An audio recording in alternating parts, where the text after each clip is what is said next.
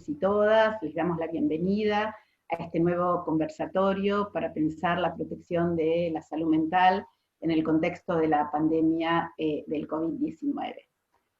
Hoy tenemos el honor, el placer y la alegría de poder dialogar con Emiliano Galende. Pero antes de presentar a Emiliano, como es la primera vez que además de conectarnos por Zoom, vamos a tratar de retransmitir a través de Facebook, les vamos a pedir a Gisela Cardoso que comente un poco la dinámica que vamos a tener hoy en el conversatorio. A Gisela ya la conocen porque vino acompañándonos en estos 5 conversatorios, pero hoy la voy a presentar formalmente para las personas que no la conocen. Gisela es la coordinadora del doctorado, es licenciada en Ciencias Políticas, es magíster en Derechos Humanos y es becaria doctoral de la UNLA CONICET. Además fue presidenta de la PDH, ahora es vicepresidenta, pero sobre todo es una militante comprometida por los derechos humanos. Y aprovecho también para agradecerles un montón a Valeria Bocio y a Tomás Rud, que nos acompañan en la asistencia técnica del doctorado en salud mental comunitaria, y sin quienes no podríamos desarrollar estos conversatorios todos los viernes, como así tener la posibilidad de que lo suban en el canal YouTube del doctorado. Así que bueno, Gisela, te paso la palabra para que cuentes un poco la dinámica. Hola, buenas tardes, bienvenidos y bienvenidas a todos y todas a este 5º conversatorio. La verdad que es un lujo y un honor estar hoy acá también acompañando. Básicamente en términos de la dinámica de hoy, lo que vamos a hacer es una primera parte donde vamos a escuchar a Emiliano. En esta primera parte les pedimos que no intenten prender las cámaras y vamos a mantener los micrófonos silenciados. Y después va a haber una segunda parte donde les vamos a avisar para que puedan prender las cámaras y pueden en esa segunda parte pedir la palabra, ya sea por el chat o con la función para levantar la mano que hay en la sala de Zoom, para que nosotras vayamos tomando nota de quién quiere hacer alguna pregunta. Les vamos a pedir que sean breves también con las preguntas. Vamos a darle la palabra para que puedan, entonces, con la cámara y en ese momento sí, el micrófono prendido, hacer las preguntas. Así que les agradecemos en esta primera parte, entonces, mantener las cámaras apagadas, los micrófonos silenciados, y después, en la segunda parte, los y las invitamos en su momento. Gracias. Bueno, presentar a Emiliano. En realidad para todas y todos los que formamos parte del Centro de Salud Mental Comunitaria, del doctorado y de la maestría de la UNLA, este claramente es el conversatorio más significativo y más relevante que vamos a tener. Porque Emiliano Galende, que es médico, psiquiatra, psicoanalista, profesor consulto de la UNLA, miembro del Comité Consultivo Honorario de la Maestría y el Doctorado, director de la revista Salud Mental y Comunidad de nuestra universidad, es quien ideó, soñó, planificó, organizó y puso en marcha y dirigió la maestría y el doctorado en salud mental comunitaria por muchos, muchos años. Entonces yo quiero destacar especialmente el esfuerzo y el compromiso de Emiliano en la construcción de estos espacios y hacer una breve historización de cómo se fueron configurando estos espacios. Desde los 80, Emiliano lideró un grupo de colegas que se reunían semanalmente en su casa para pensar la salud mental comunitaria. Y es a partir del trabajo con ellos que pensó y puso en marcha la primer corte de la maestría en salud mental comunitaria en la UNLA, en el edificio antiguo que funcionaba, en el cual funcionaba antes la universidad.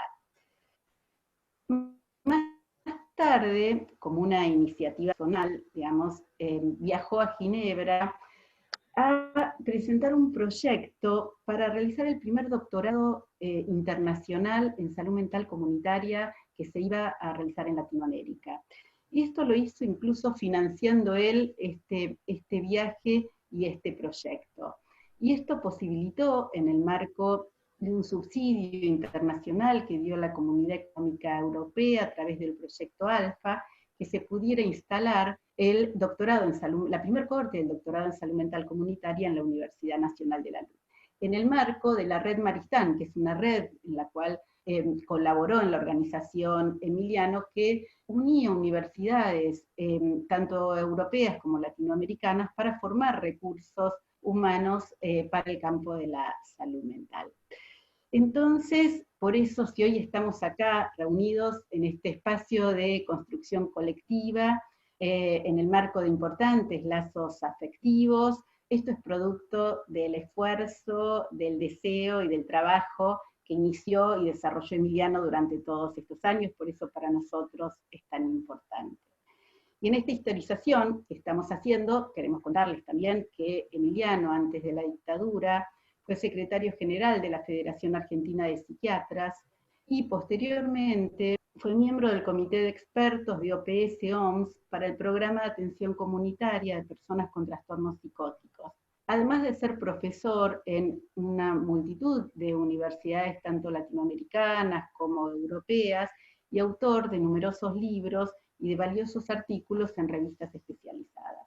Pero hay en especial dos libros que nosotros queremos destacar. El primero es Psicoanálisis y Salud Mental, porque es un libro que este año cumple 30 años de su primera edición, y que es un libro que entendemos que ha constituido un acontecimiento en el campo de salud mental en la Argentina. Y el otro libro es un libro del 2015, que es el libro Conocimientos y Prácticas y Salud Mental. ¿Y por qué ambos? Porque ambos guían la posición epistemológica, teórica y ética que desde el doctorado adoptamos para pensar la salud mental comunitaria en el marco de un contexto neoliberal que despoja de lazos sociales y, digamos, y de redes solidarias o de redes comunitarias. Por eso, en este conversatorio que queremos construir colectivamente, un modo de abordar y de pensar juntos la salud mental, Emiliano, como lo plantea en el prólogo de este último libro, Federico Galende, tiene la virtud de compartir sus conocimientos, pero conocimientos que nacen directamente de la experiencia y que están fundados en la simplicidad de la escucha y en la apertura singular del otro. Y en este encuentro, que forma parte de los conversatorios, que intentamos que sean plurales y democráticos, que también están pensados en clave intergeneracional. Y en ese sentido, Emiliano dialoga y escucha. Y en este diálogo y en esta escucha le damos la palabra a Emiliano. Hola Emiliano, bienvenido. Muchas gracias por haber aceptado esta invitación. Bueno, muchas gracias a ustedes, especialmente a Alejandra, Valeria, Tomás, que se han ocupado de organizar y están dando continuidad a este trabajo que en la UNLA, que ya lleva ahora creo que 21 o 22 años. Y gracias a la gente que se interesó, digamos, en este conversatorio, que un poco me sorprende porque todos estamos acá en Argentina, pero también en gran parte del mundo, estamos agobiados con el coronavirus, la información, la mala información, las distorsiones, las opiniones, ¿no? Se ha convertido en un verdadero campo de batalla, digamos, batalla intelectual de una parte científicos que tratan de ser honestos en la transmisión del real de la situación, y de una cantidad de otras personas que no son tan honestas y que están llenando de información falsa, incentivando las peores pasiones humanas como el miedo, la incertidumbre, a veces el pánico. Así que bueno, yo trataría de transmitir algo que no agregue más dosis de agobio a la situación, sino al contrario, que nos pueda ayudar para pensar en qué situación estamos y cuáles son las vías que se van a ir seguramente abriendo a partir de esta experiencia con el famoso virus. En primer lugar, se lo ha tomado como un hecho de la naturaleza, porque claro, están en juego cuerpos y agentes patógenos, pero hay que tener presente que toda la epidemia no es solo una cuestión de la naturaleza, no es equivalente a la erupción de un volcán, o un tsunami o un terremoto. Esta es una situación que se desencadena por la acción del hombre, ¿sí? Por la acción humana, que viene alarmándose en los últimos 20, 30 años con mucha fuerza.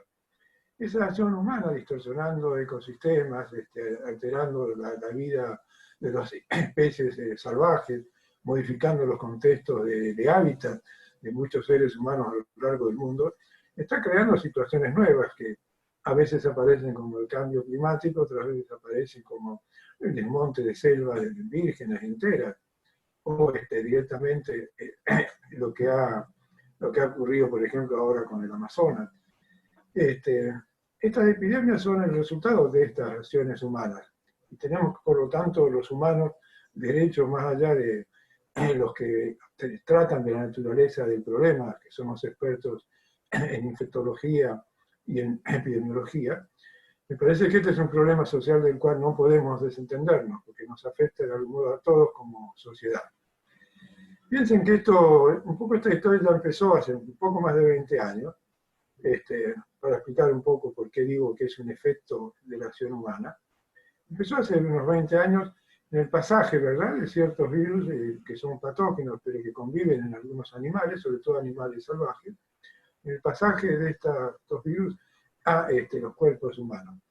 Estos virus no son bichos vivos, son partículas compuestas por distintas proteínas, ¿verdad?, pero que viven solamente cuando se alojan en algún organismo vivo. Y el pasaje de esto lo conocen en general todos porque es información que está circulando. El pasaje de los animales a los hombres es lo que ha traído distintas epidemias. Hace 20 y pico de años fue el primer coronavirus, ¿verdad?, que así se le llaman a la familia de virus que pertenecen a este pasaje de los animales a los cuerpos humanos. Empezó con la famosa gripe porcina, el pasaje desde los cerdos a los humanos de un virus que era un coronavirus también. Después vino el pasaje de aves salvajes que se instalaban en corrales, digamos, de aves de crianza, y tuvimos la famosa gripe aviar. En los últimos tiempos tuvimos el SARS con la gripe A, que también son todos de la familia de los llamados virus respiratorios. Esto nos tiene que dar prueba de que algo se está alterando, digamos, en esta relación que tenemos los humanos con la naturaleza, y de la cual de algún modo somos responsables. Yo creo que la epidemia hay que leerla dentro de este contexto, porque leerla para entenderla es lo que nos puede habilitar para actuar con mucho más racional y con mucho más eficacia. Piensen que esto no es solo con los virus. Pienso que hasta no hace muchos años, por ejemplo, un vector como el mosquito, el Aedes aegypti, tenía una barrera, no bajaba, porque bajero para nosotros sería un poco el Chaco, el norte de Santiago del Estero, etc. Hoy el mosquito ha descendido, está en Buenos Aires, está en la provincia de Buenos Aires, y es el transmisor, es el vector no solo del dengue, sino de algunas otras enfermedades. Estamos con ese problema. Yo creo que este es el contexto en que hay que abordarlo, porque no es solo un problema aisladamente de la naturaleza y de la epidemiología, es un problema de la sociedad en la que estamos viviendo y en lo que estamos produciendo, ¿verdad?, en nuestra relación invasora y destructiva sobre la naturaleza con la cual la humanidad ha convivido durante milenios. Para entrar un poco en el tema de la epidemia, y el título que yo le puse cuando me plantearon un título para la charla, todos sabemos que hay una relación directa, digamos, entre el agente patógeno, el virus, y el sistema inmunitario, o sea, la inmunidad que tienen los cuerpos humanos. Y también yo agrego ahí el mismo término de una inmunidad desde el punto de vista psíquico, porque también tiene que ver cuáles son los sistemas de defensa que las personas tenemos para defendernos de circunstancias como estas. La inmunidad biológica y la inmunidad psíquica no son lo mismo, pero tienen muchos lazos de común, muchos elementos que son similares, ¿no? De la inmunidad biológica no me voy a detener mucho, pero piensen un poco que el resultado de esta enfermedad es una relación más compleja entre la gravedad que puede tener frente al encuentro del virus con cuerpos que están debilitados. Hay que aclarar esto: el sistema inmunológico de las personas que se infectan no es distinto al sistema inmunológico de las personas que se agravan. La diferencia está, cuál es la respuesta que el cuerpo tiene, ¿verdad?, a esta invasión por el virus. Otras enfermedades que ustedes saben que hay enfermedades, especialmente las enfermedades vasculares, la hipertensión arterial. No es casual, el virus tiene como puerta de entrada a las células pulmonares una proteína que es la vasotensina, que es la que hace sintonía, digamos así, con las proteínas del virus. El virus tiene fundamentalmente proteínas que forman parte de los genes, ¿no?, especialmente del ácido ribonucleico. Cuando se encuentra con un cuerpo debilitado por enfermedades, por desnutrición, por el ambiente, por la pobreza, tiene más posibilidades de avanzar y se hace mucho más grave. Ahora, fíjense que justamente ustedes lo habrán escuchado porque se lo informa hoy por la televisión. El problema mayor es que la reacción inmunológica, por eso digo que el sistema inmunológico existe, ¿no?, que son personas inmunodeprimidas las que se enferman. Son personas con cuerpos débiles, digamos así, que tienen más posibilidad de agravar la situación. El resultado siempre es, frente a esto, la invasión, digamos así, defensiva, la respuesta defensiva, que es la que provoca una verdadera invasión de los bronquios y los corpúsculos pulmonares, y que finalmente son los que llevan a la neumonía y al paro respiratorio. Esto hace que evidentemente el contraste con cuando el virus se encuentra en un cuerpo joven y sano, la respuesta inmunológica es la misma, pero al mismo tiempo la defensa, digamos, que ofrece el organismo es mucho mayor y a veces hace que estos casos puedan ser asintomáticos. ¿A qué me refiero cuando hablo de inmunidad psicológica? La inmunidad psicológica me refiero a cómo son las defensas, digamos, que las personas podemos tener frente a este tipo de agresiones, digamos, biológicas.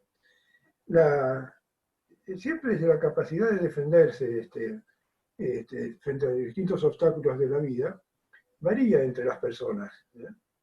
Hay personas que tienden a lo largo de la vida a resistir y a defenderse y a ser creativos cuando atraviesan determinadas crisis, porque la vida humana está definida básicamente por el conflicto, digamos, nunca tenemos una relación del todo armónica y pacífica, ni con nosotros ni con la naturaleza.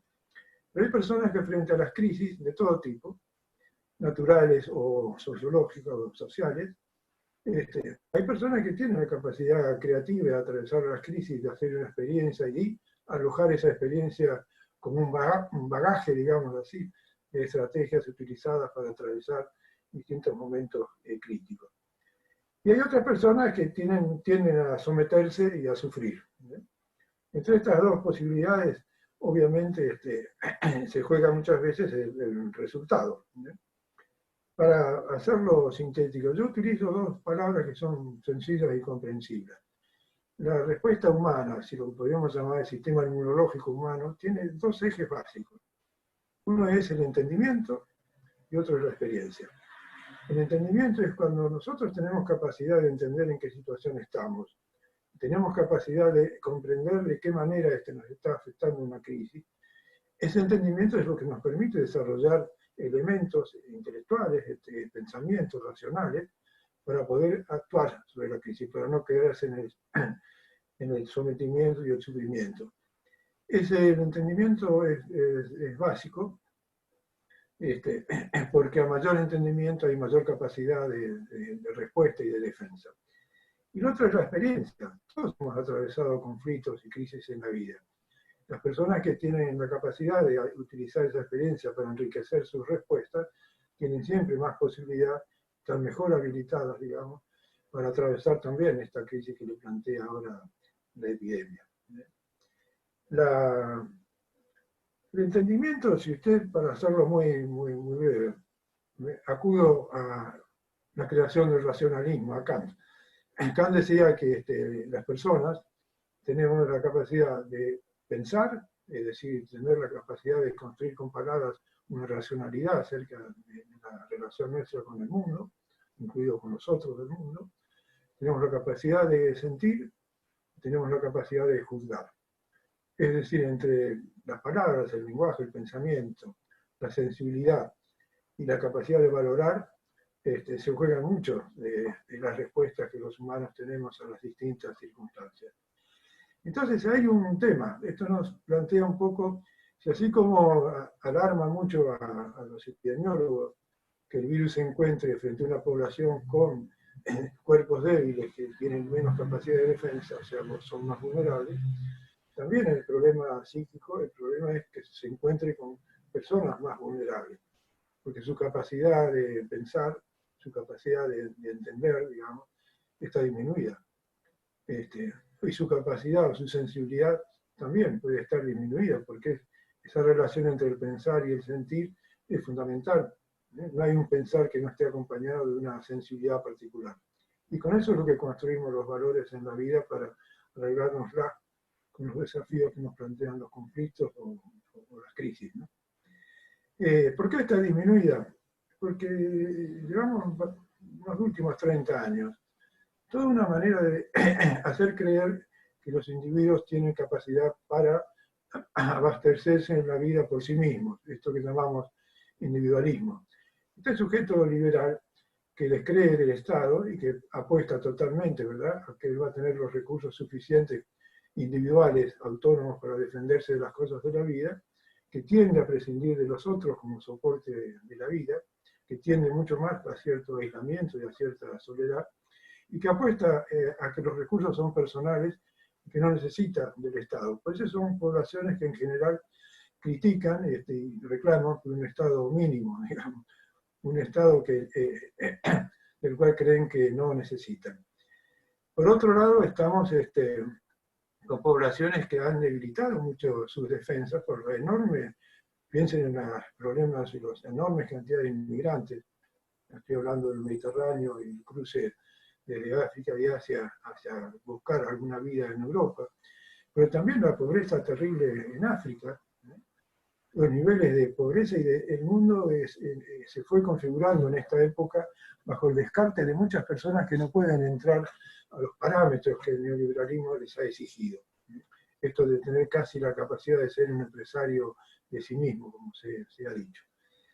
Esta situación hace que, la verdad, el nivel, digamos, de seguridad que las personas tenemos se haya fuertemente debilitado. Por dos cosas. El sujeto que tiende a manejarse con la ilusión de sostenerse de sí solo. Yo suelo dar el ejemplo.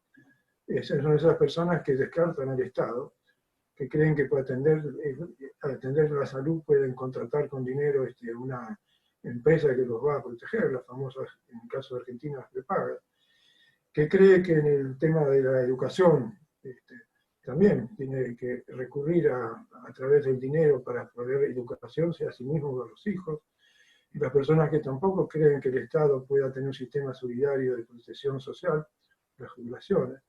Entonces, apuestan a que ellos con su dinero y con lo que organiza su seguridad en la vida es tener el dinero suficiente para pagarse la salud, para comprarse la educación y para comprarse un seguro de jubilación privado.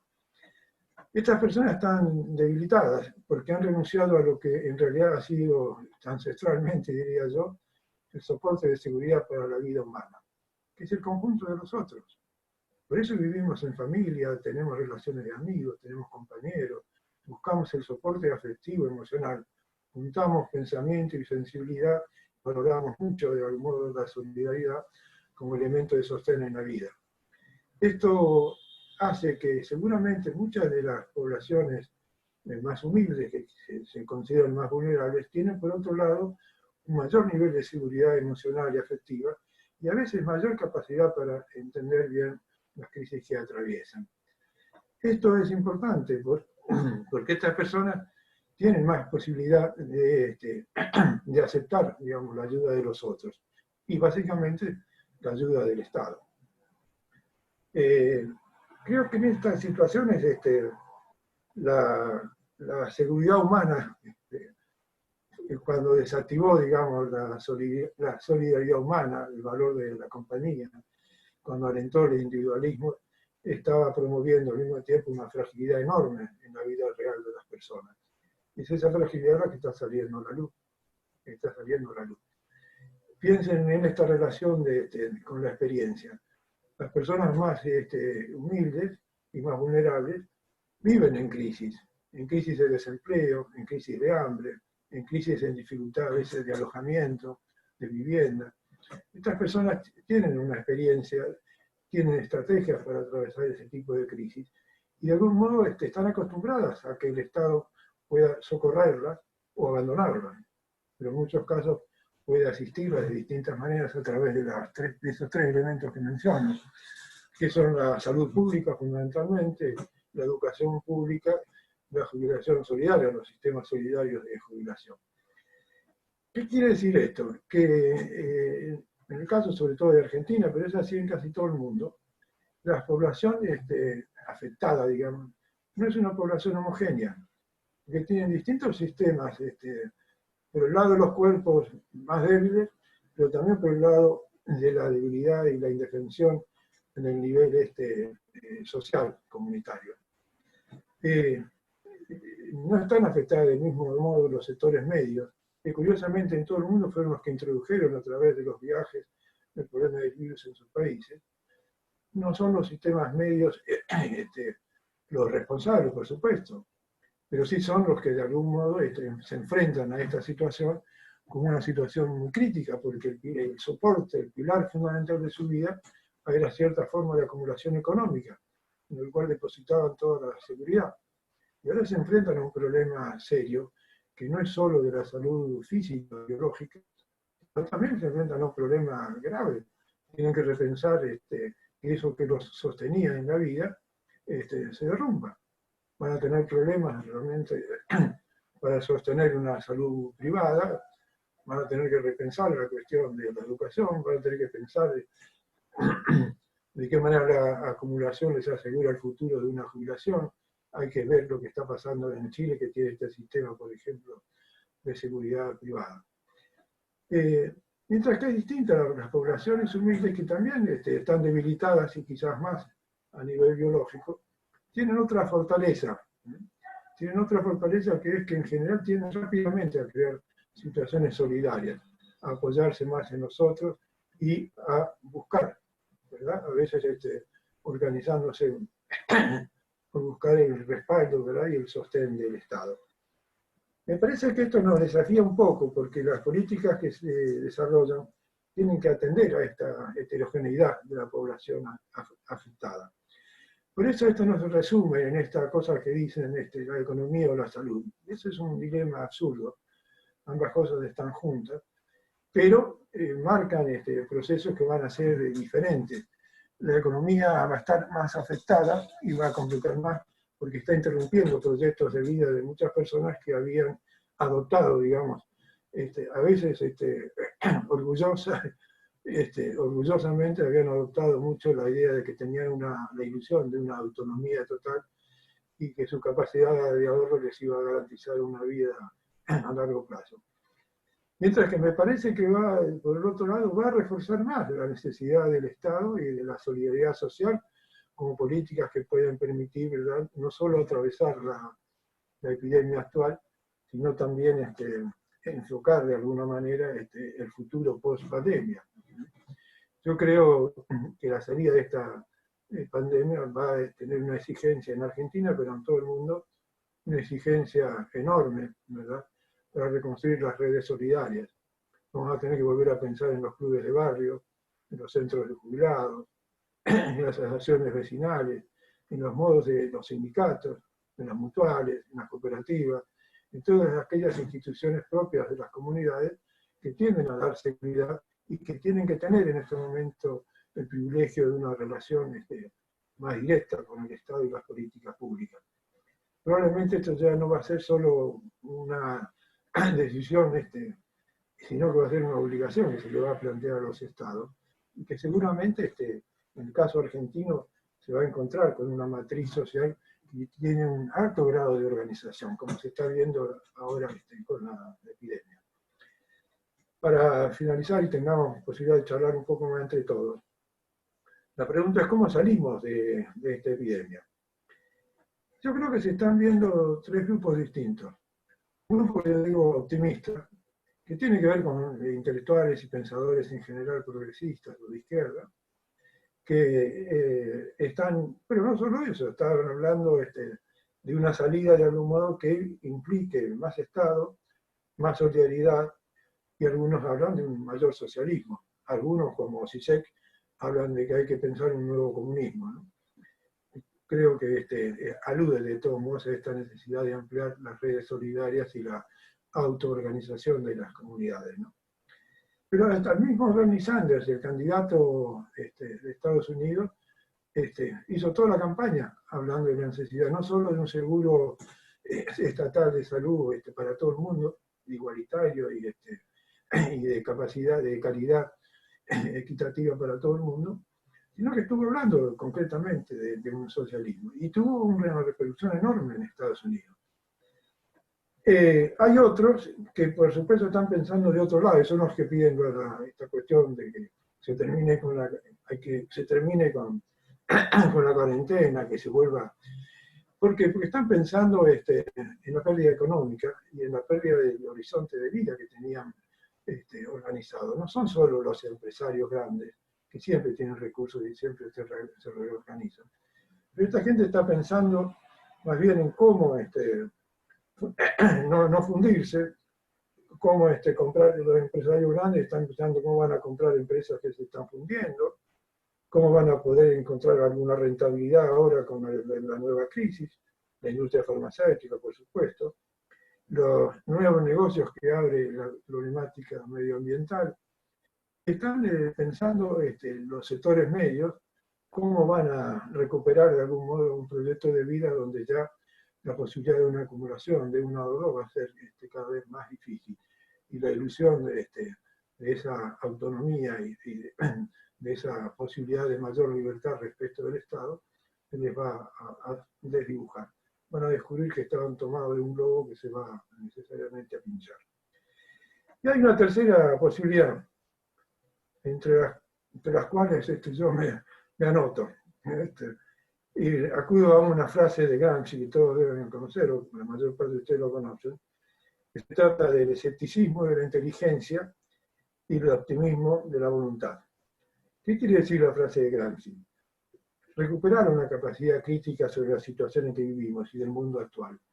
Si no recuperamos una racionalidad crítica que nos permite entender mejor la situación, la época en que estamos viviendo, vamos a entrar mansamente, ¿verdad?, en una destrucción final de lo que es el mundo humano, lo que humanamente llamábamos la relación sensible, afectuosa, en los conjuntos humanos, ¿no? Que son los que de algún modo pueden hacer soportables los distintos conflictos que se pueden atravesar.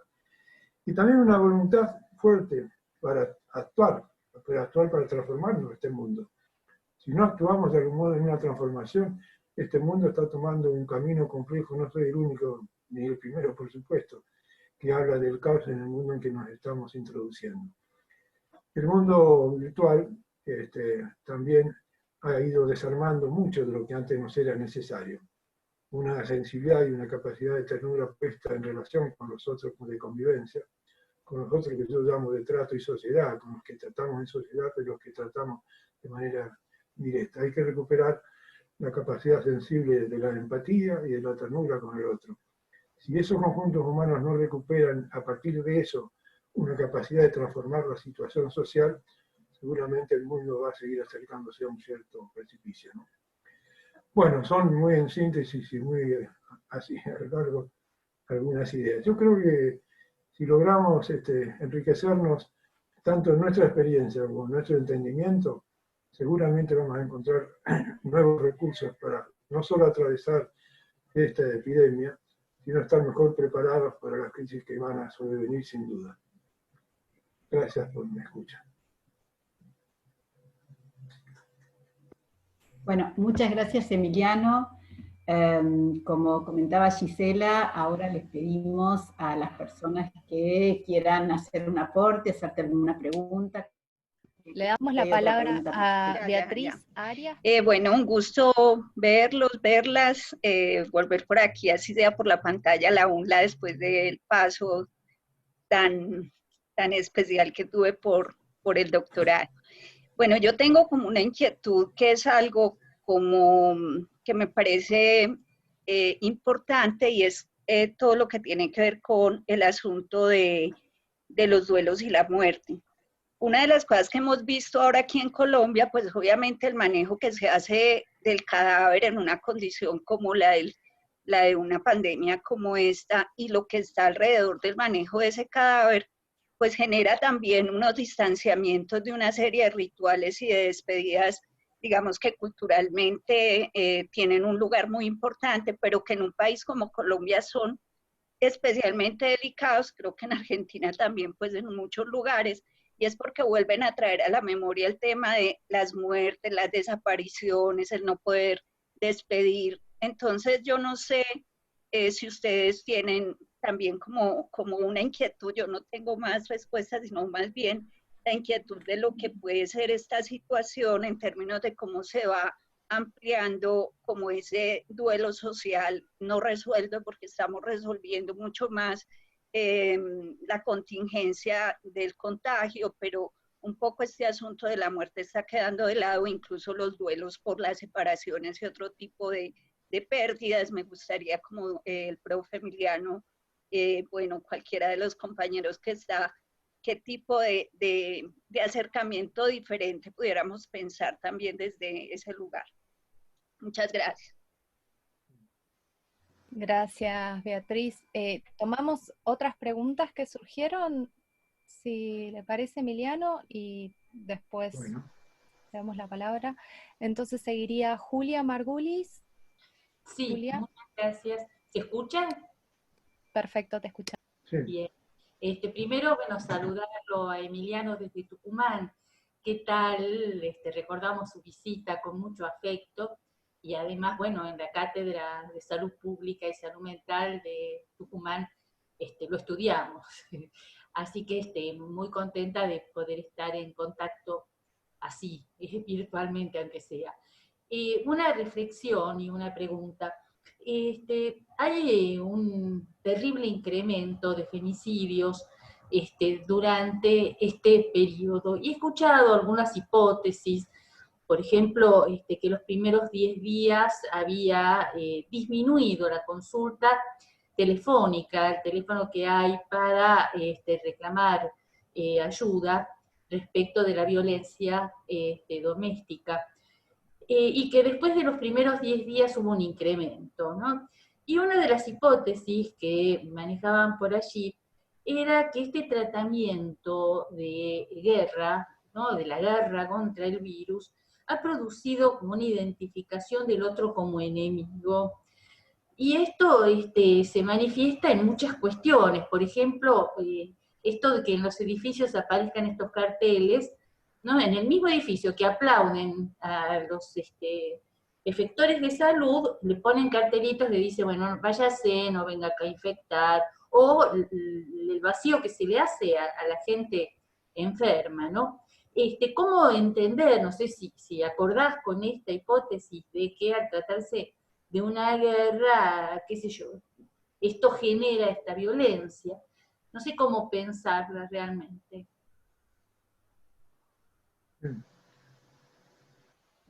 A ver, Gisela, ¿puedo? Sí, sí, por supuesto.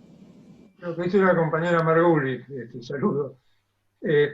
No se olviden de una cosa, el mercado tiene como elemento básico la competencia. Las personas que yo mencionaba antes, ganadas por este individualismo, esta ilusión de la autonomía, tienen el sentimiento dominante para acumular dinero y ahorro, es la ambición. Hay una ambición que es fuerte, y no es que se incrementa, porque se supone que es la ambición lo que lleva al mérito. La idea de la meritocracia son las personas ambiciosas que son capaces de imaginar su vida, digamos, como un éxito permanente. Eso, en la medida que es ilusorio, trae crisis y aumenta la violencia. Por otro lado, esa violencia se distancia del otro. El otro no siempre se lo vea como enemigo, pero en todo caso se lo ve como competidor.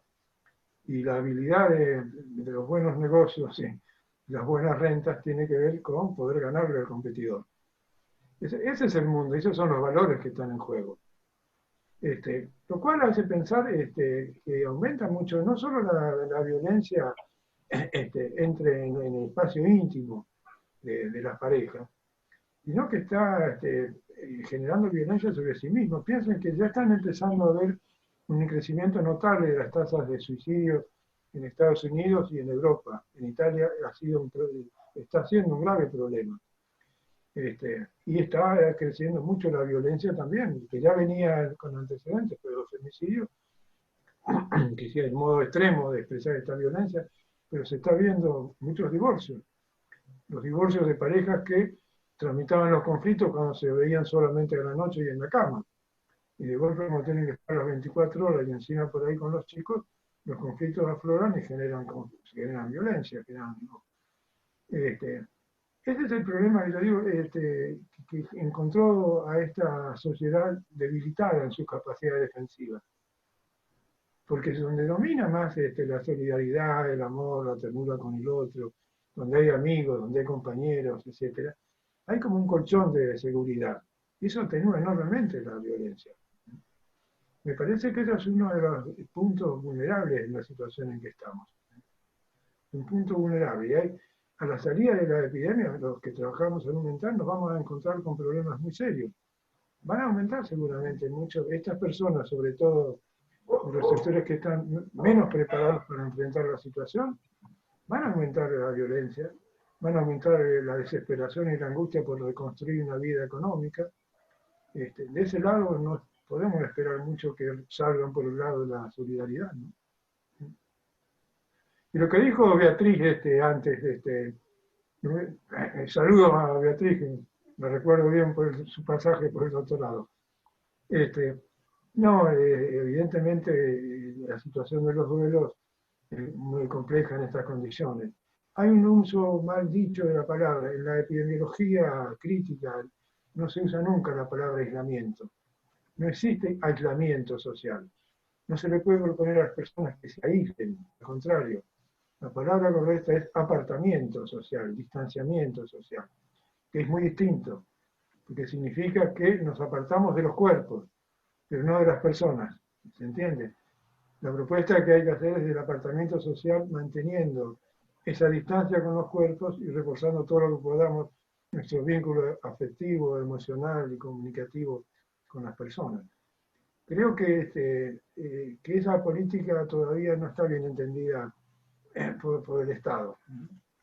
Que hay que cuidar muy bien, no hablar de aislamiento. Aislamiento son los ermitaños, que se tenían el delirio de vivir por sí mismos alejados del mundo. Eso no es la cuarentena. La cuarentena es, tomamos distancia de los otros para preservar el contagio. Lo reforzamos nuestros vínculos afectivos porque son los que nos sostienen y los que nos ayudan a atravesar toda la situación crítica, ¿no? Emiliano, tenemos algunas preguntas que lamentablemente las están haciendo por Facebook y no pueden hacerlas personalmente, pero yo te las voy a leer.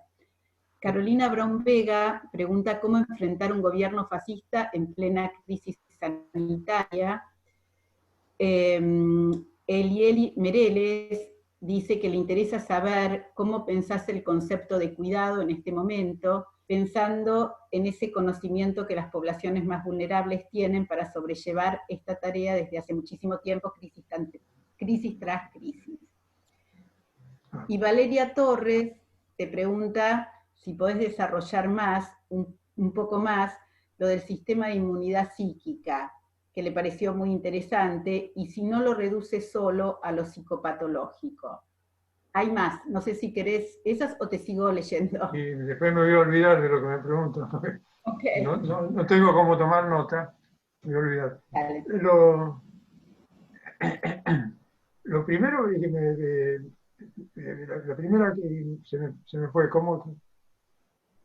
A ver, espera que te lo digo de vuelta. ¿Cómo enfrentar un gobierno fascista en plena crisis sanitaria? Lo pregunta Carolina Brown, que no, sí. colombiana. No, sí. Los gobiernos, la tendencia fascista de algunos gobiernos van a chocar. El fascismo se sostenía siempre en la construcción de una masa identitaria, ¿verdad? Que de algún modo estaba vinculada a un líder. Lo que nosotros estamos viviendo es que los líderes un poco payasos que aparecen hoy, por más intención fascista que tengan, no tienen ninguna posibilidad de constituir masas que puedan funcionar al modo del fascismo. Lo más probable es que veamos de grandes rebeliones sociales. Algunas ya se están viendo, pero lo más probable es que veamos más respuestas desde la comunidad y de los grupos sociales de una mayor rebeldía y una mayor protesta, ¿no? Gracias, Emiliano. Perdón, retomo yo porque Gisela se le cayó la conexión y teníamos también una intervención pendiente de Marcela Botinelli que quería hacer una pregunta y un comentario, así que ahí ya está habilitada. Bueno. Hola, ¿qué tal a todos? Emiliano, qué gusto escucharte. Hola. Siempre. Hola. Un gran gusto. Y una gran generosidad de tu parte en compartir esas articulaciones y traer esos autores de diferentes lugares que nos permitan pensar lo que está pasando. Tengo 1000 preguntas, pero voy a tratar de centrar en 2. Por un lado, bueno, pensando esta cuestión de la inmunidad psicológica, como decís vos, o inmunidad en salud mental, ¿cómo pensar el trabajo territorial, el trabajo en los territorios? Hay una de las cosas que más nos están costando a los que trabajamos en territorio, y a muchos trabajadores se los escucha así, es esto de no poder estar en los territorios en este momento por el aislamiento, entre comillas, social que está propuesto, y entonces perder esos vínculos con las personas que no tienen conectividad a través de las nuevas tecnologías. Y que realmente la están pasando muy mal, y bueno, cómo desarrollar esa potencia de lo territorial, de lo comunitario que tenemos en salud mental comunitaria, de una manera que pueda funcionar en este contexto particular. Por un lado eso, y cómo prepararnos para sostener, mejorar, ampliar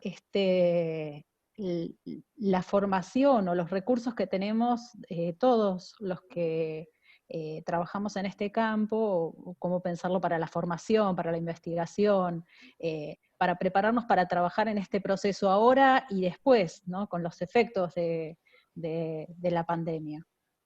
Bien. Bueno, pues son muchas cosas juntas, pero... Te dije, eran muchas. Trabajo en territorio. Nosotros estamos tratando, tenemos nos han pedido algún aporte al grupo que vos conocés, Mario Testra, estamos colaborando. Nosotros vemos mucha dificultad en la comunicación para el trabajo territorial. Los que están tratando de jugar políticamente con la epidemia, están tratando de incentivar el miedo y la incertidumbre, y tratando de que las personas se asusten. El miedo disgrega, y la incertidumbre disgrega a las personas, separa. Yo digo, borrar, por supuesto, la palabra aislamiento hay que dejar de usarla, como hay que dejar de usar la palabra guerra. No estamos en ninguna guerra, esto no es una guerra. Y hay que acentuar 2 cosas, que yo sintetizo un poco en esto. Hay que conectarse con lo que en el territorio, lo que sabemos que la gente está sintiendo. Hay que aliviarle el miedo, y el miedo se alivia ¿cómo? Con el entendimiento. Cuanto las personas más entiendan, no es la información de los datos de la epidemia, eso es información, no es comunicación. La comunicación tiene que ser cómo aliviar el miedo, cómo dar seguridad, cómo reforzar el que las personas no se aíslen, sino que mantengan justamente, aún dentro del apartamiento o la distancia social, que sigan sosteniendo sus vínculos en todo lo que puedan. Y lo último, también hay una cuestión, la incertidumbre se atenúa si uno entiende, y hay que hablar sobre el futuro. Hay que hablar sobre el futuro porque si no, el futuro parece como una nube amenazante. Hay que introducir en la comunicación el futuro, cómo se sale de esto, cómo vamos a salir. Yo creo que eso va a ser importante en la comunicación pública, La idea, por ejemplo, con la provincia, es que todo el sector salud tenga algunos ejes de comunicación para hablar con pacientes, pero también sobre todo hablar con la familia, y hablar cuando les preguntan por ahí por una radio, o les preguntan, los consultan. Tiene que haber una mayor claridad en esto, no alimentar el miedo, al contrario. Hay que alimentar la habilidad para que la gente entienda y se tranquilice. Porque las personas que puedan entender van a estar mejor preparadas para colaborar y hacer solidaridad con los otros.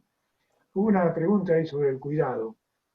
Yo creo que lo que se está viendo, por lo menos hasta donde yo puedo escuchar y recibo alguna información, en este momento se ha puesto más crítica a la política de cuidado. Y yo insisto, hay un cuidado formal, digamos, que brindan los profesionales de cuidado, por decirlo así. Ese cuidado formal es el que está más en este momento cuestionado, interrumpido por todo el tema del contagio. Pero hay un cuidado informal, digamos, que no pasa por la política, es el cuidado que espontáneamente la gente tiene hacia el otro. Y eso es lo que hay que potenciar. Es esa forma de cuidado, digamos, donde cuidar al otro es cuidarse uno mismo, digamos. Hay que tener en la comunicación, yo no conozco mucho de comunicación, sí puedo entender estas cosas desde la perspectiva del mensaje que hay que transmitir. Hay que incentivar que cuidar al otro es cuidarse uno. Y que ese cuidarse uno no se puede disociar, digamos así, y hay un cuidado de los otros, ¿no? A mí me parece que hay que encontrar una política de comunicación que esté más sensible a estas dos cosas, a la incertidumbre, al miedo, el futuro y el cuidado, ¿no? Gracias. No. Buenísimo. No sé, alguien decía de ampliar de ampliar lo de inmunidad. Yo uso la inmunidad por una cuestión, lo digo muy, bueno, el tiempo que tenemos. Hay una historia larga respecto de lo que podemos llamar los cuerpos débiles. Los cuerpos débiles por la enfermedad, pero los cuerpos debilitados por el hambre, por la pobreza, por el aislamiento social, ¿no? Piensen que el capitalismo surgió con fuerza, sobre todo el capitalismo industrial del siglo XIX, surgió justamente abriendo una grieta en el mundo social, entre los que estaban aptos para entrar como fuerza de trabajo a la industria y los que eran cuerpos inútiles que no servían para el trabajo. Fue una enorme cantidad de gente que hasta ese momento podía formar parte de lo social, y de pronto se encontraron como por fuera de lo social, como decir, y aparecieron las primeras instituciones de encierro. Aparecieron allí tanto los manicomios, como aparecieron las cárceles, como aparecieron todos, ¿a dónde iban a parar esos cuerpos inútiles? Cuando yo hablo de una inmunidad psíquica, hablo justamente de cuáles son los elementos, cuáles son los, digamos, anticuerpos que uno tiene que incorporar para poder defenderse, ¿verdad?, del aislamiento o de esta disgregación social. Y ahí creo que sí, para mí, las personas que tienen capacidad de utilizar la experiencia que han tenido, que han vivido, enriquecen mucho los instrumentos para afrontar las crisis. Eso es una experiencia clínica habitual. Tienen una experiencia para eso. Si han podido resolver conflictos antes, tienen estrategias para encarar problemas. Y si tienen capacidad para razonar y entender, y en ese razonamiento y entendimiento le agregan sensibilidad para percibir al otro y para conectarse emocionalmente con el otro, aumentan sus anticuerpos, o sea, aumentan su inmunidad, ¿no? Me parece que los que trabajamos salud mental apuntamos siempre a eso, a dotar a las personas de mayor capacidad para de algún modo atravesar las crisis y los conflictos que la vida siempre plantea, ¿no? Sí. Bueno, aquí estoy de vuelta, no sé si se me escucha.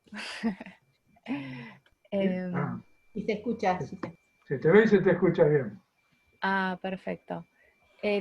¿Seguimos con las preguntas? ¿O estaba anotada Gabriela Etienot? Sí, buenas tardes. Bueno, quería saludar a Emiliano. Estudié trabajo social en la Universidad Nacional de Entre Ríos hace unos cuantos años y tuve contacto desde ahí con parte de preguntas. Una de las cuales creo que... ¿Se me escucha? A ver, se había cortado un poco la voz. Repetilo. A ver. Perfecto.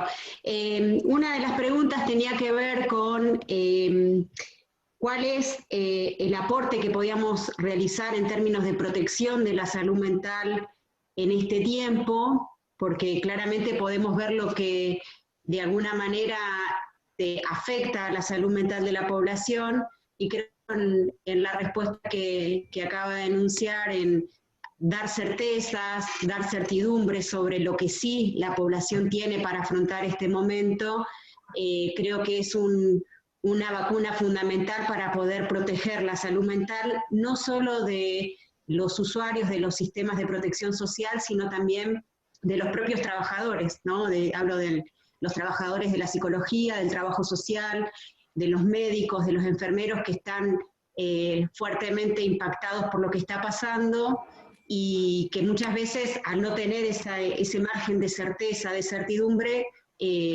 también generan mayor problemática para su salud mental. Y una pregunta que sí que puedo, o una reflexión aportar, es cuál es la innovación que va a requerir el trabajo interdisciplinario para modificar las instituciones de protección social que claramente han quedado al descubierto en cuanto a sus limitaciones para dar respuesta a las necesidades, incluso de poblaciones que antes no eran beneficiarias o usuarias de los sistemas de protección social, como son las clases medias, y que hoy sí están requiriendo acompañamiento fuerte del Estado. Muchas gracias. No, el personal de salud yo creo que es el primer nivel que en eso se está trabajando. Ya inclusive en CONICET se hizo un concurso que tenía que ver con proyectos de comunicación, que ya se aprobó uno de ellos y que está trabajando, porque hay que sensibilizar la comunicación a la existencia real de la población a la que se dirige. O sea, hay que tener muy en cuenta lo que las personas están sintiendo y pensando.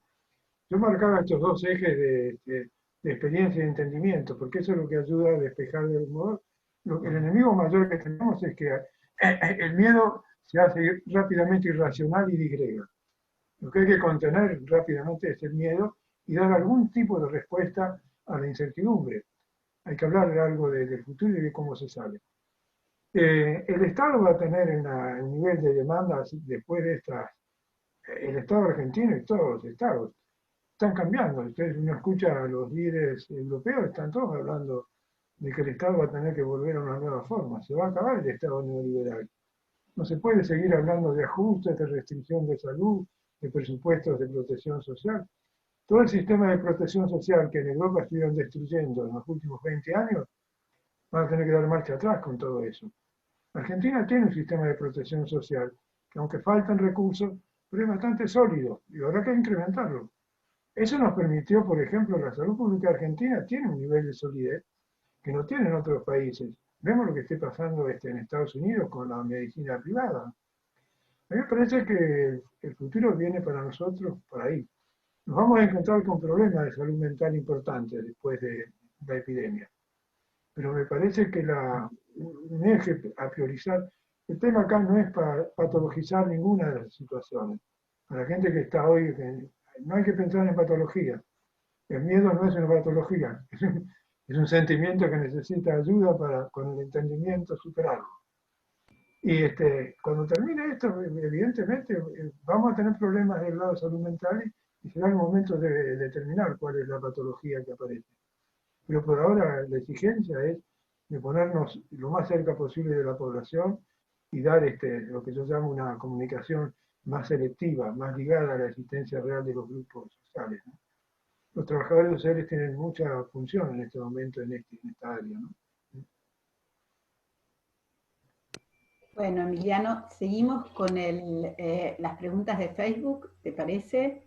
Te acerco dos preguntas, hay más, pero una es de Lu Cha, que dice, sumo una inquietud en relación a cómo pensar el proceso de estigmatización que vemos que se juegan las comunidades respecto de aquellos contagiados.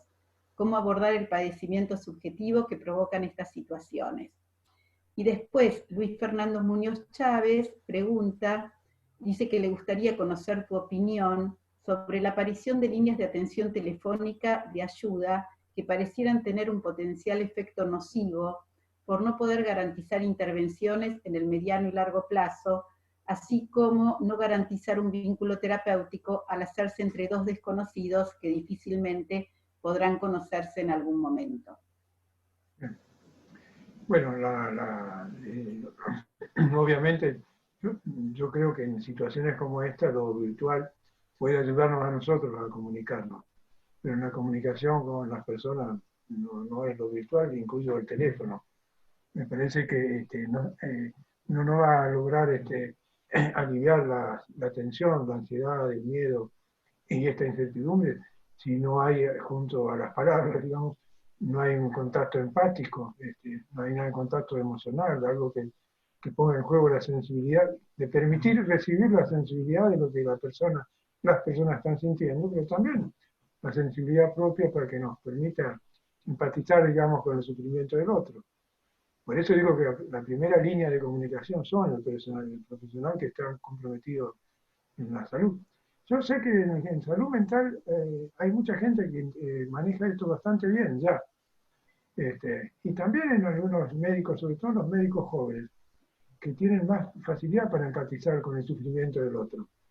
Y de alguna manera esta tiene una particularidad. Las personas de salud están también afectadas por el riesgo de contagio.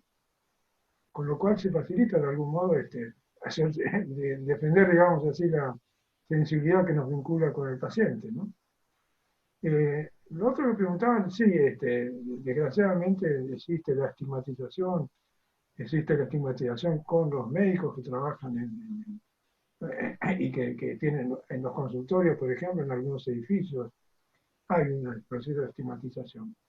Ese pensamiento muy típicamente del fascismo se instaló así, construyó identidad expulsando a otros. Espero que en Argentina no hay una expresión muy grande de esa discriminación. Por ahora son situaciones más bien aisladas, ¿no? Pero me parece que hay que combatirlas todo lo que se pueda, ¿no? Y insisto una vez más, hay que borrar la palabra aislamiento. Ojo que tiene connotaciones importantes. No hay que aislar. Hay que juntar conservando la distancia. Y no es difícil decirlo, la gente lo entiende. Nos apartamos para conservar, nos apartamos los cuerpos para no contagiarnos, pero nos acercamos emocional y afectivamente para no estar solos. Gracias, Emiliano. Tenemos ahora una pregunta de Rodrigo Goicolea. Gracias. ¿Se escucha? Creo que sí. Perfecto. Sí. Bueno, Emiliano, muchas gracias por la presentación. Gracias a todos los que están presentes. Rodrigo Goicolea desde Santiago de Chile, estudiante del doctorado de Salud Mental Comunitaria primer año. Me gustaría hacer una pregunta que tú trabajas mucho en uno de tus libros, Emiliano, sobre el campo de la salud mental, y si esto podría ser una oportunidad donde se pone en crisis la salud mental comunitaria y se podría desarrollar algo transdisciplinario en beneficio de las personas y también de las personas que tienen padecimiento de salud mental. ¿Crees que esto podría reconfigurarse para dar un salto, por lo menos en nuestro país, para tener una ley de salud mental y cambiar ciertos conceptos como de aislamiento, de internaciones, de electroshock, en esta reconfiguración? Gracias, Emiliano. Bueno, el respeto de los pacientes de los hospitales psiquiátricos, eso, bueno, ha sido una población siempre estigmatizada, castigada, discriminada. Supongo que vos participaste en esto, sabés yo formo parte de todo un movimiento que en todo el mundo está luchando por, de algún modo, reintegrar. Es una lucha por la igualdad. Cerrar los manicomios genera la situación de recuperar. No hay posibilidad de instalar derechos humanos con personas que están bajo la disciplina de un manicomio. No hay posibilidad. Los derechos humanos solo se pueden ejercer si una persona tiene un grado de libertad que le permita sentirse en algún modo en un plano de igualdad con los semejantes. La lucha por una salud mental comunitaria es una lucha por la igualdad. Es la misma lucha del feminismo, aunque parezca raro. Es la misma lucha de los pueblos originarios, o sea, de todos los que han sido de algún modo discriminados a lo largo de los 2 siglos del capitalismo. La lucha por la igualdad incluye fuertemente a las personas con trastornos mentales, que han sido desde yo lo mencioné antes al pasar, desde la gran discriminación del capitalismo industrial del siglo XIX, ha sido una de las poblaciones más castigadas y más sufridas, de las cuales produjeron más muertes, ¿no? Yo supongo que una vez que pasen lo posterior a la epidemia, no creo que hay que cuidar a los que trabajamos en salud mental y no patologizar rápidamente, no ir en búsqueda de establecer diagnósticos. Hay que poner entre paréntesis algo de la semiología psiquiátrica para empatizar al modo. La mayor ayuda que podemos hacer interdisciplinariamente, con trabajo social, con enfermeros, con los médicos, la mayor ayuda es ayudar a que las comunidades, aprovechando toda la experiencia de la pandemia, refuercen sus lazos de solidaridad, tiendan a autoorganizarse. Estamos viendo en Argentina muchas organizaciones, por ejemplo, no es casual que ahora el director del Mercado Central, que es importante en la alimentación para la ciudad de Buenos Aires y conurbano, esté dirigido por un hombre de la economía popular. Se están haciendo cooperativas y organizaciones de los productores, ¿verdad?, de verduras y frutas. Hay que avanzar con eso. Si nosotros avanzamos con eso, le estamos quitando poder a los valores del mercado. Cuanto más le pudiéramos quitar al mercado algunas cuotas de poder, más estamos avanzando en una verdadera salud comunitaria. Me parece que la lucha que va a venir es esa. Cómo potenciar todo lo que signifique, de algún modo, organizar. Por eso mencioné antes los clubes de bares, los centros de jubilados, que han sido los dados de sostén emocional y afectivo a las personas durante toda la modernidad. Empezaron a destruirse a partir del neoliberalismo, que tiene sujeto de mercado, que solo ya aislado consuma. No importa que consuma. ¿Eh? Emiliano, seguimos por el Facebook y después volvemos al Zoom nuevamente. Bueno. Alberto Trimboli te pregunta lo siguiente. ¿Qué pensás, Emiliano, acerca del pedido de un Estado presente por parte de sectores que antes de la pandemia pedían el achique del Estado y el libre juego, reglas de mercado, y ahora piden a gritos un Estado presente para ayudar a las grandes empresas?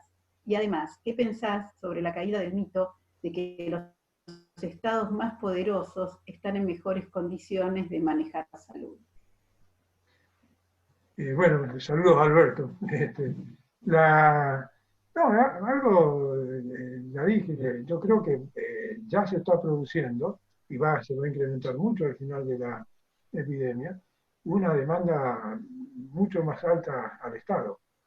En el caso, esto es insólito lo que está ocurriendo, que el mismo Estados Unidos, bajo un personaje como Trump, esté dando dinero para recuperar pequeñas empresas, para cubrir salarios, para estar de algún modo alguna protección social. Esto es insólito. No existió, creo que en toda la historia de Estados Unidos, una política de protección social como la que se está haciendo ahora en Estados Unidos. Estados Unidos está sufriendo una catástrofe porque ustedes conocen de que el Estado estaba ausente en salud. El Medicare, aún con la reforma que se hizo con Hillary Clinton, el Medicare no da abasto para cubrir una situación como la epidemia. Y hay más de 40 millones de personas que no tienen ningún seguro de salud. Si agregamos otros 20 millones de personas que son indocumentadas y que están fuera del sistema, que no pueden ni siquiera intentan ir a un sistema de salud porque tienen miedo que las detengan. Ahí se ha demostrado que ese Estado privatista, digamos, y liberal, no va más, porque está muy comprometido con la catástrofe actual. Lo mismo le va a pasar a Brasil. Macron en Francia, que es mucho más inteligente en estas cosas, ya anunció que el Estado va a estar disponible para tener que entrar en la economía, para tener que intervenir en la economía, cosa que siempre horroriza al neoliberalismo. Y me parece que va a crecer mucho lo que es la economía solidaria, la economía que produce en comunidades. Va a crecer mucho, porque toda esta experiencia está reforzando mucho, no solo acá, en el mundo. Yo conozco un poco más de lo que va pasando en España, y en España están floreciendo cooperativas vitivinícolas, cosas que eran insólitas en España. Después de los gobiernos del Partido Popular no existía nada de eso. Hay una autoorganización de comunidades en relación con la salud y la epidemia que son nuevas, que son las que yo insisto, va a ver que el Estado va a tener que potenciar, nosotros que trabajamos en salud mental vamos a tener que trabajar para que eso se potencie y se fortalezca, ¿no? Gracias, Emiliano. Seguiría Camila Lorenzi. Camila Lorenzi. Quería hacer una pregunta en relación a cómo podrían potenciarse los recursos subjetivos para propiciar la construcción de redes de solidaridad de solidaridad social en estos momentos, con la cuestión de la virtualidad y la falta de capacidad de poder hacer trabajo territorial y demás. ¿Cómo hacer? Yo marcaba algunas líneas de por dónde hay que ir. Ahora, por supuesto, cómo se hace y con qué recursos, etcétera, es el desafío que tendremos por delante. Ahora, no va a haber otras posibilidades, ¿no? De esto, si va a salir mucha gente lastimada después de la epidemia. Algunos van a tener la herida más económica, otros van a tener una herida social importante, va a haber muchos duelos. Me parece que la posibilidad de que esta experiencia termine en un enriquecimiento de la experiencia va a tener que ver mucho con el reforzamiento de los vínculos comunitarios, de los vínculos solidarios. Y ahí los que trabajamos en salud mental tenemos mucho para hacer. Además, para exigirle al Estado que refuerce, que tome esa línea política y que no solo brinde recursos económicos, sino también que esté, me refiero a recursos económicos directos a la población, sino que esté reforzando, ¿verdad?, hasta los trabajadores que tienen a su cargo avanzar en este camino, ¿no? La verdad que el Estado está aportando bastante dinero, socorriendo, digamos, cubriendo las necesidades de estos sectores. Pero sabemos que los sectores que cuidan, que tienen que ejecutar esto, no son los que más estaban. Se está hablando inclusive en la ciudad de Buenos Aires, que lo cual es un escándalo, de rebajar salarios, de pagar salarios en cuotas, cosas. Cuando es el momento, al contrario, reforzar para que seamos más y para que haya, ¿verdad?, recursos para que las personas que tienen que de algún modo ejecutar este tipo de políticas, ¿no? Pero de esto vamos a ver mucho, va a ser una discusión larga a la salida. Vamos a seguir con Fabián Liporace.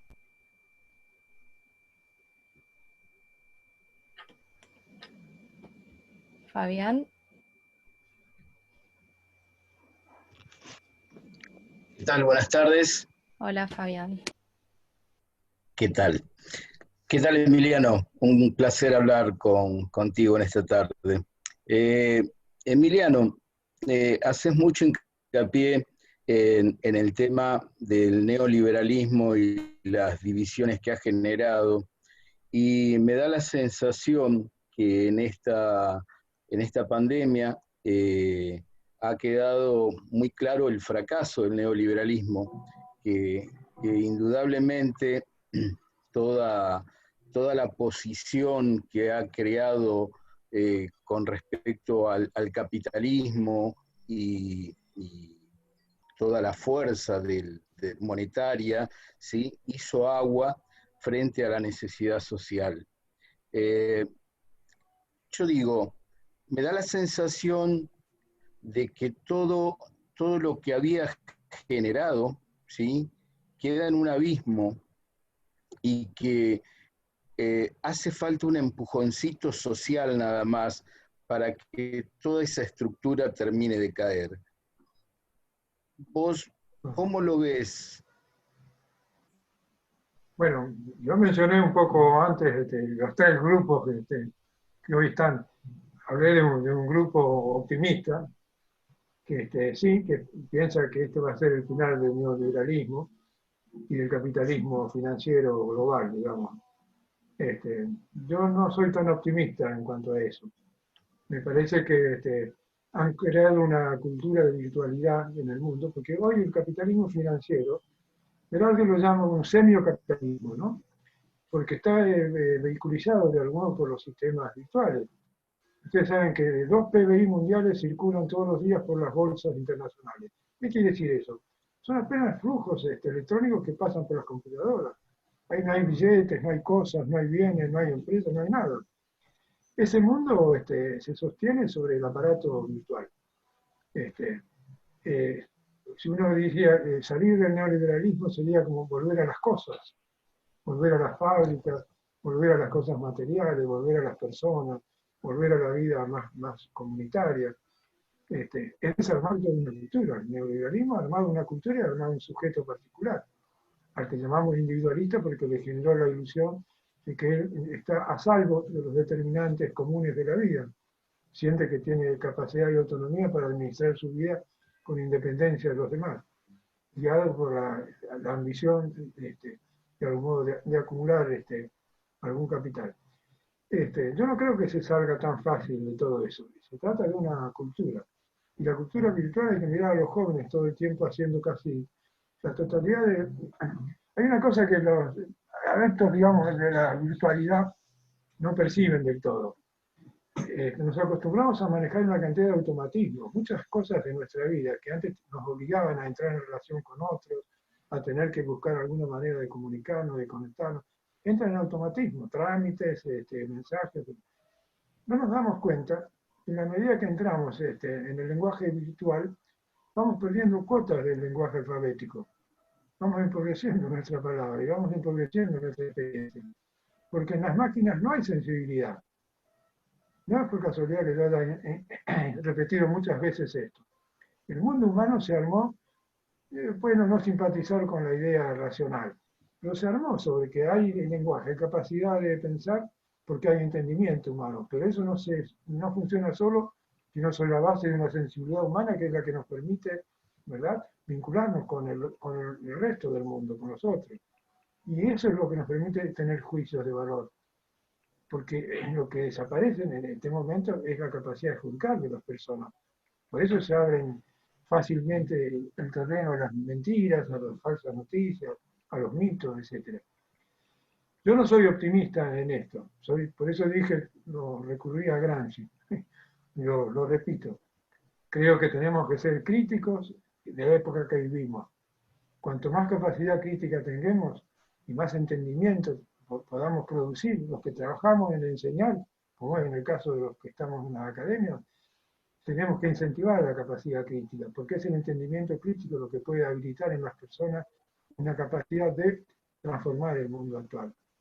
El mundo actual no se va a transformar solo por la epidemia, se va a transformar en la medida que haya grupos sociales que entiendan la situación y puedan de algún modo oponerse a esta época de la virtualidad, digamos, financiera. El Estado, el más optimista de esto es alguien que estuvo por acá, que es Zizek. Y hay otros intelectuales que dicen que sí, que estamos muy cerca de un socialismo como salida. Yo no creo que eso esté construido, es algo, en todo caso es un desafío a construir para los que estamos por el lado de querer transformar este mundo que vivimos, ¿no? ¿Me permitís una cuota más de optimismo? Sí. Una cuota chiquitita, más de optimismo. Yo creo que lo que resta, ¿sí?, más allá de esta construcción que generó el neoliberalismo, ¿sí?, creo que posterior a la pandemia, y ya se está evidenciando, ¿sí?, en las sociedades, es el hambre, ¿sí? Y me parece que las sociedades, ¿sí?, con la hambruna posterior a la pandemia, van a necesitar una respuesta que sea contundente a la necesidad posterior a la pandemia y que no va a ser una respuesta económica o monetaria, va a tener que ser una respuesta contundente y va a tener que ser la alimentación, y eso va a tener que ser una respuesta social y un constructo nuevo para la sociedad. Una sociedad nueva, un mundo nuevo. Tal vez, que me doy el permiso, me doy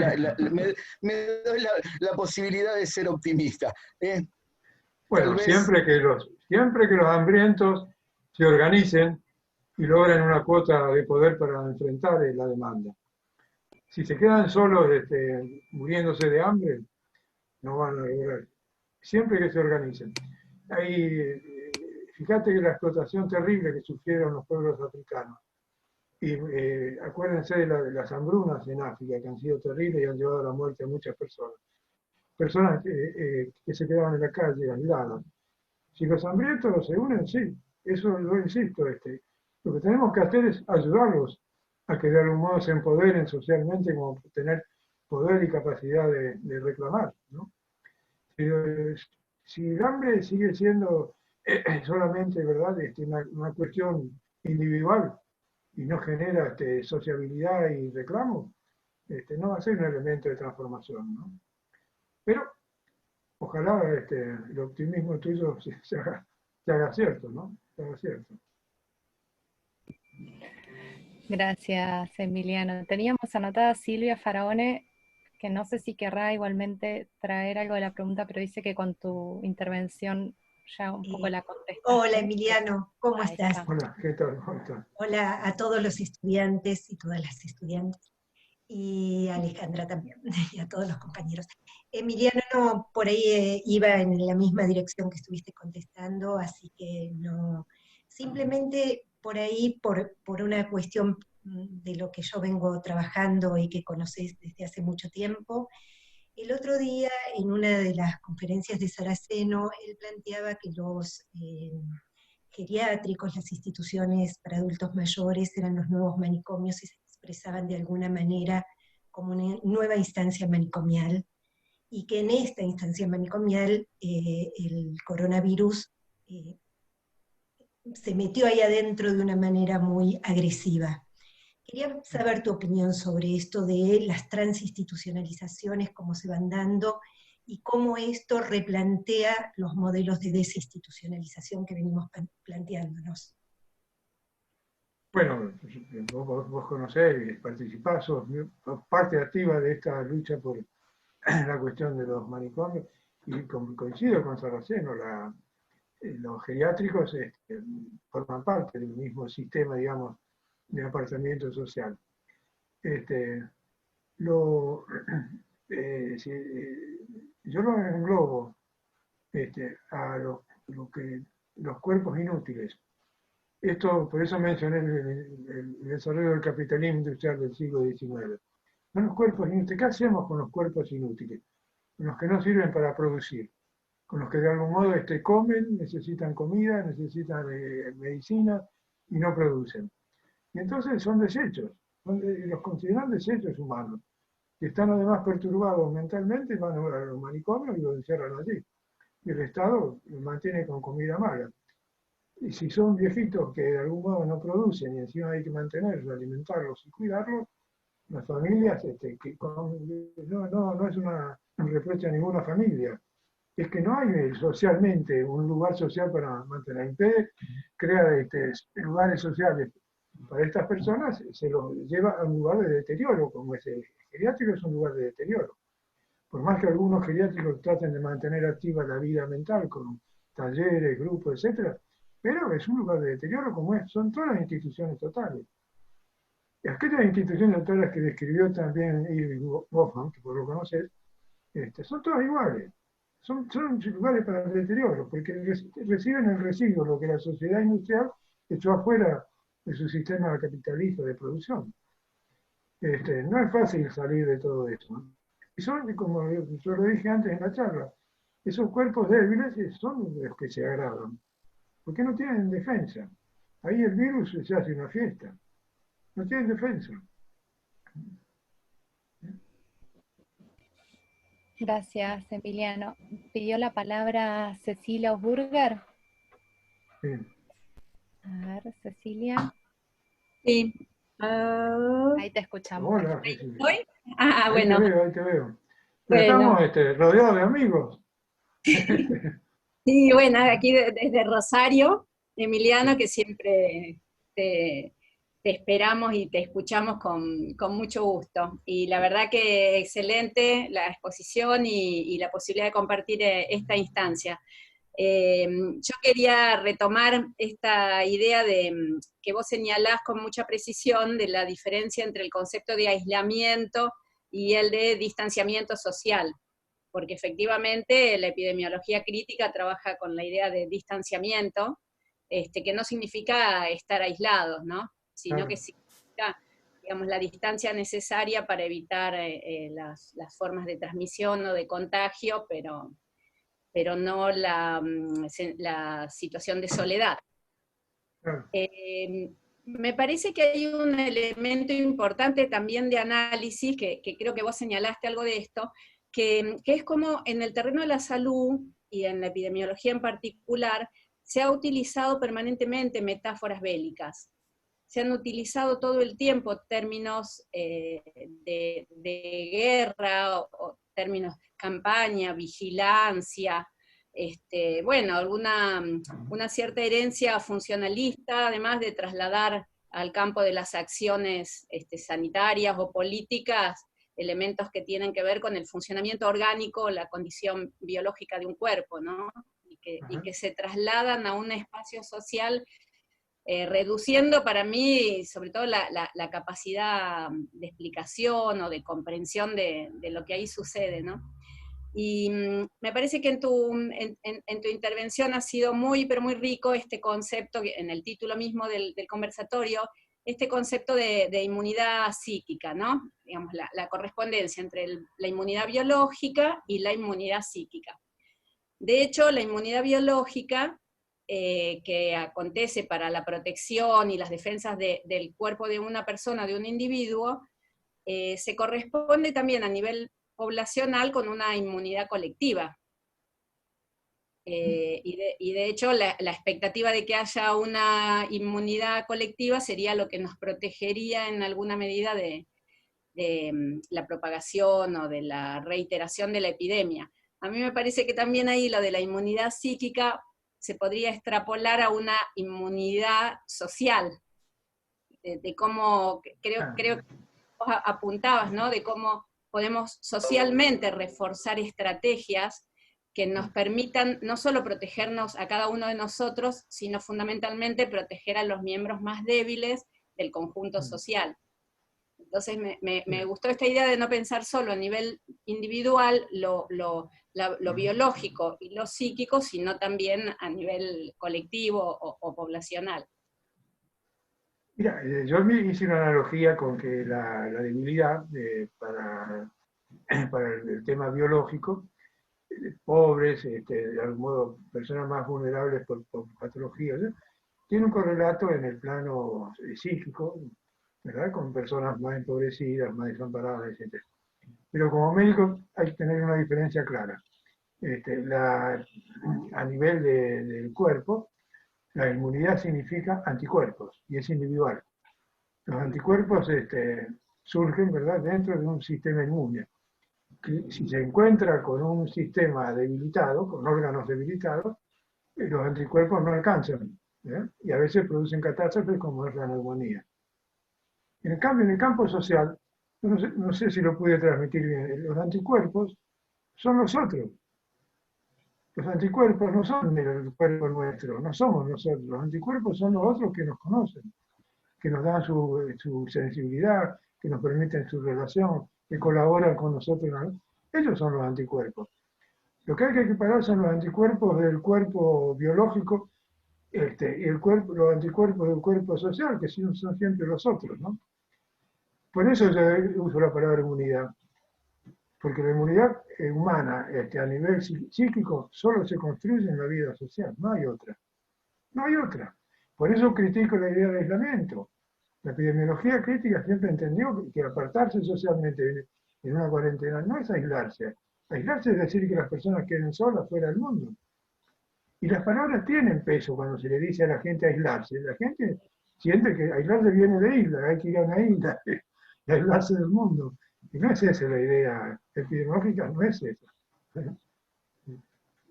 Pero lo repito, no hay que olvidarse, para las personas como nosotros, como todos, los anticuerpos en la vida, en la epidemia, pero en la vida también, la inmunidad nos la dan los otros. Gracias, Emiliano. Vamos a hacer un último intento con Mirta Elvira, que intentó conectarse por otro lado. Si no, sí, Ale.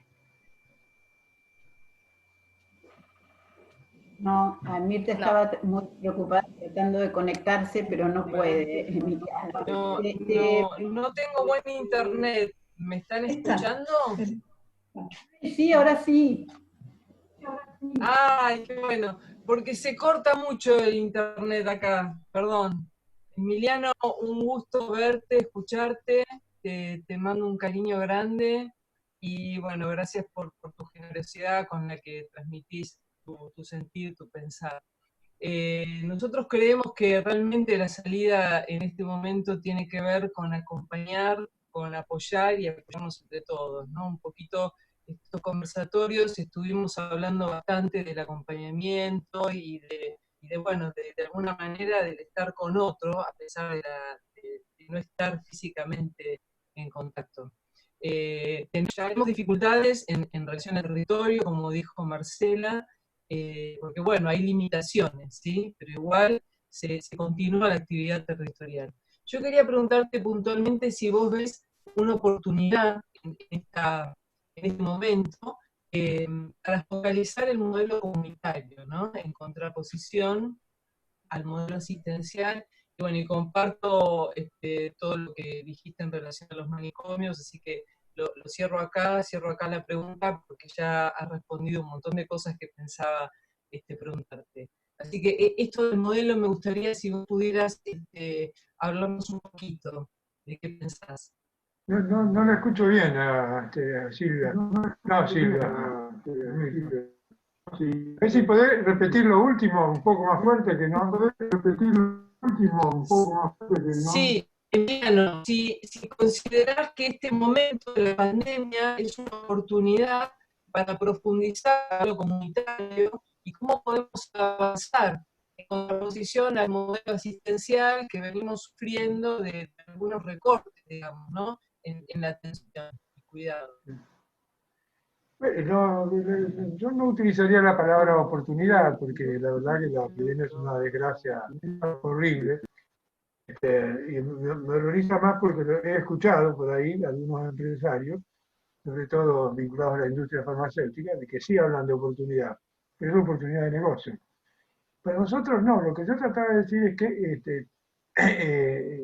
después de la pandemia, sí se va a dar la posibilidad de reforzar algo que la pandemia ha creado, que es la necesidad mayor, más acuciante, que se exige a cada uno de vincularse con otros, no quedarse de algún modo administrando la vida solo. Me parece que eso va a abrir una brecha de trabajo importante a nivel de las políticas públicas, ojalá, o sea, del Estado, y ojalá para los que trabajamos en salud mental, porque ahí hay una brecha para trabajar. Cómo aumentar esa autoorganización de las comunidades para que puedan incrementar su cuota de poder social. Seguramente cuanto más organización comunitaria se logra, más es posible la demanda del Estado. El Estado no responde, sobre todo si hay sectores, digamos así, que no son visualizados. Esto me refiero a estos sectores que no están registrados en los bancos de datos de ANSES u otros. Si no hay una presencia y hay una visibilidad más fuerte, en la que nosotros podemos colaborar. No va a haber tampoco respuesta. Me parece que los estados se van a ver muy exigidos, pero se van a exigir lo mismo que dije antes con el hambre. Muy exigidos si hay gente que está en la calle exigiendo. Y para eso hay que haber entendimiento. Tienen que las personas, el trabajo nuestro es ayudarlos a entender en la época y a entender que hay derechos. Toda la política de derechos humanos hay que poder trabajar en ese sentido, que la gente sienta que está actuando y está reclamando en función de un derecho que tiene como legítimo. No está pidiendo una limosna, está reclamando un derecho, ¿no? Me parece que todo eso se va a abrir mucho más después de la epidemia, ¿no? Bueno, gracias Emiliano. Les cuento a todas y todos, Emiliano, que ya estamos más que pasados del tiempo, pero hay un comentario que quiero compartir con vos y que quizás después con esto vos puedas hacer un cierre de este conversatorio, Emiliano, salvo que alguien tenga alguna pregunta más y quiera sí o sí hacerla. El comentario es de Analía Sofía Celaya, que lo hace por Facebook, y dice, qué interesante el aporte sobre la dimensión del futuro para pensar los abordajes territoriales. Pensando en el diseño de nuevos dispositivos, pienso lo referente a lo comunicacional y de qué forma se busca transmitir algún mensaje de prevención centrado en el hoy. Creo que acompañando de eso como recurso para afrontar el día a día, esta dimensión me hace pensar cómo plantear a la par proyecciones desde las lecturas actuales y un diagnóstico en proceso de lo que vivimos, la lectura crítica de ese escenario y lo que vamos a diseñar para reexistir en el mismo. Planificar esperanzas, diría EPR, de forma colectiva. Bueno, creo que más que pregunta es una opinión que yo sí, comparto en principio. Sí, es un aporte que hace. Claro. Me parece bien. Vos me decías que haga un cierre. Bueno, me gusta más pensar que esta conversación sea una apertura. Nos hemos visto con muchos conocidos, amigos, compañeros, supongo que muchos más de los que están allí conectados. No, yo espero que estas cosas se empiecen a mover y a difundir. Va a ser nuestro lugar activo respecto de la epidemia, de lo que estamos pasando, ¿verdad? No, me parece que si lográramos que las personas entiendan que la cuarentena no es pasividad, como que también, yo mencioné antes, tenemos que entender que cuando nos pasan estas cosas que estamos viviendo, incluso tanto la epidemia como amenaza de contagio, como las medidas precautorias como las cuarentenas. Me parece que si no nos quedamos en la pasividad y el sufrimiento y nos animamos a entender y a prepararnos para actuar, vamos a salir mejores personas cuando termine la epidemia. Me parece que nos puede agudizar bastante la necesidad de entender, de pensar en qué mundo estamos viviendo. Ojalá seamos muchos los que ampliemos nuestro entendimiento de en qué situación estamos, ¿no? En qué situación mundial estamos. Yo creo, en esa es mi parte optimista. Si esto se sale con una mayor comprensión del mundo que vivimos y los horrores que nos están pasando, algo yo mencioné, esto arrancó se está todo el tiempo hablando de los cambios del medio ambiente, están apareciendo fenómenos nuevos, cambios en los mares. Hoy hablamos de la gripe porcina, de la gripe aviar, del SARS, de la gripe A.